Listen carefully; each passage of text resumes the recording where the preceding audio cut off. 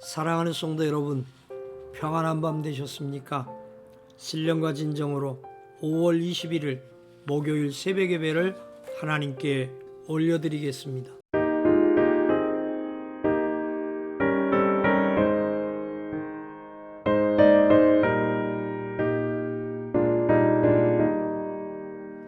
주님의 뜻을 이루소서. 고요한 중에 기다리니 지능과 같은 날 빚으소. 주님의 영성 만드소서. 주님의 뜻을 이루소서. 주님 발 앞에 엎드리니 나의 맘속을 살피시소. 눈보다 이게 하옵소서.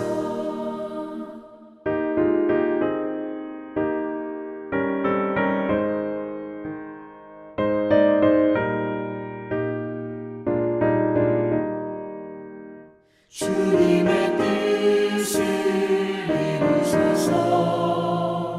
병들어 몸이 피곤할 때 권능의 손을 내게 펴서 강건케 하여 주옵소서. 주님의 뜻을 이루소서. 온전히 나를 주장하사 주님과 함께 동행함을 만민이 알게 하옵소서. 아멘.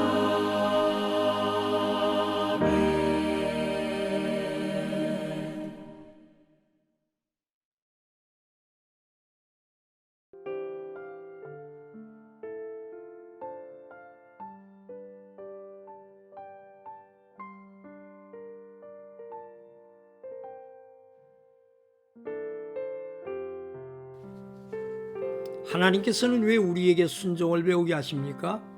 순종을 통해 우리의 삶을 회복시키기 위해서입니다. 하나님께서 우리에게 예비하신 축복이 있습니다. 그것은 순종을 통해 우리에게 주어집니다. 하나님의 아들 예수 그리스도의 순종을 통해 우리에게 부어주시려는 약속된 복이 있습니다. 그것은 우리의 순종을 통해 우리에게 임하게 됩니다. 예수님의 위대함은 순종에 있습니다. 하나님의 아들의 위대함은 하나님 아버지께 순종하는 것에 있습니다. 예수님의 관심사는 오직 하나, 어떻게 하면 아버지의 뜻에 순종할 것인가입니다. 그거밖에 없습니다. 기적을 행하실 때에도 그냥 기적을 행하시는 것이 아니라 기적을 행함으로 아버지의 뜻을 이루고자 하셨습니다. 죽은 자를 일으키실 때에도 죽은 자를 일으키시는 기적을 통해 예수님께서 무언가를 하시려는 것이 아니라 그것을 통해 아버지의 뜻을 이루고자 하셨습니다. 예수님께서는 오직 하나님의 말씀, 아버지의 뜻에 순종하는 것에 집중하셨습니다. 순종의 절정은 십자가였습니다. 순종은 쉬운 일이 아닙니다. 순종의 길은 죽음의 길입니다. 순종은 자아의 죽음을 의미합니다. 아브라함이 독자 이삭을 바치는 사건은 순종은 쉽지 않다는 것을 우리에게 말해줍니다. 아브라함은 100세에 낳은 아들을 바쳐야 했습니다. 아들의 죽음은 곧 자신의 죽음을 의미합니다. 그런 점에서 갈보리 언덕과 비슷합니다. 순종의 첫 발을 내딛고 구원의 길로 나아갔던 아브라함의 삶은 창세기 22장에서 순종의 절정을 보여줍니다. 100세에 낳은 아들을 제단에 바치는 순종은 자신이 죽는 것이었습니다. 아브라함이 칼날로 내리치려는 제단 위에 누워 있었던 이삭의 모습에서 아버지께 순종하여 십자가에 매달리신 그리스도를 보게 됩니다. 예수님께서 세상에 오신 목적이 무엇입니까? 예수님은 아버지의 뜻에 순종하기 위해 오셨습니다. 아버지의 뜻의 핵심은 십자가를 지는 것이었습니다. 순종은 어렵습니다. 순종이 쉽다면 아무 문제가 없을 것입니다. 예수님께서도 십자가에 못 박히시기 전에 멈칫하셨습니다. 겟세마네 동산에서 예수님은 진노의 잔을 마시기 전에 멈칫하셨습니다. 아버지의 뜻에 순종한다는 것은 어려운 일입니다. 결코 간단한 일이 아닙니다. 우리가 순종의 삶을 사는 것은 결코 쉽지 않습니다.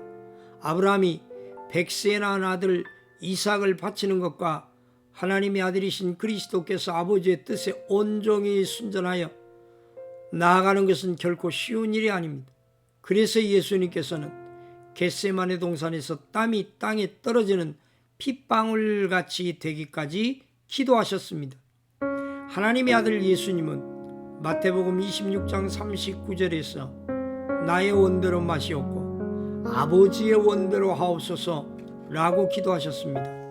예수님은 순종의 결단을 십자가 위에 매달리셨습니다. 그리고 마지막으로 요한복음 19장 30절에서 다 이루었다 라고 외치셨습니다. 예수님께서는 무엇을 이루셨습니까? 아버지께서 하라고 하신 그 일을 이루셨습니다. 그 일에 순종하셨습니다. 다 이루었다라는 외침 속에는 완전한 순종이 들어 있습니다. 아버지에 대한 완전한 순종이 들어 있습니다. 이것이 인류의 저주를 끊어버리는 놀라운 사건이 되었습니다. 다 이루었다라는 말 속에는 완전한 순종이 들어 있습니다.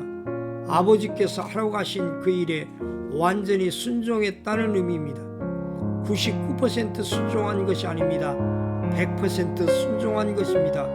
예수님은 오직 하나님의 뜻에 순종하는 일에 모든 것을 걸었습니다. 묵상을 위한 첫 번째 질문입니다. 순종은 쉬운 일이 아닙니다. 순종의 길은 죽음의 길입니다. 순종은 자아의 죽음을 의미합니다. 오늘 내가 죽고 하나님의 뜻이 이루어지기를 기도합시다.